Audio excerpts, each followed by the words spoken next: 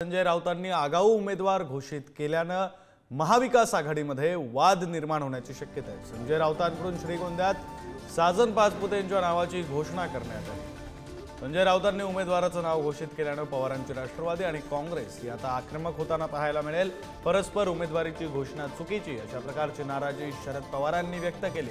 तर जागा वाटपाच्या अंतिम निर्णयानंतर उमेदवारीची नावं जाहीर करा, वडेट्टीवारांनी संजय राऊतांना हा सल्ला दिला। या श्रीगोंदा तालुक्याची परिस्थिती अशी आहे की या तालुक्यातला पुढला आमदार शिवसेनेचाच होईल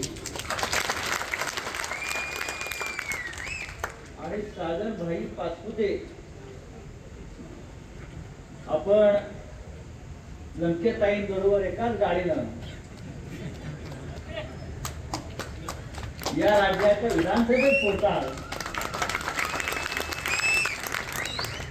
अशा प्रकारचं वातावरण आपण गेल्या 6 महिन्यात नक्कीच निर्माण केलं।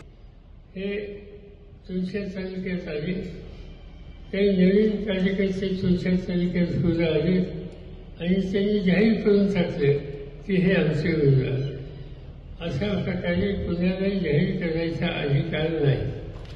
अशा प्रकारे हा निर्णय होणार नाही। कोणत्याही पक्षाने उमेदवारी जागा कोणत्या पक्षाला जातात त्याचा निर्णय होत नाही तोपर्यंत उमेदवारी घोषित करणं योग्य नाही।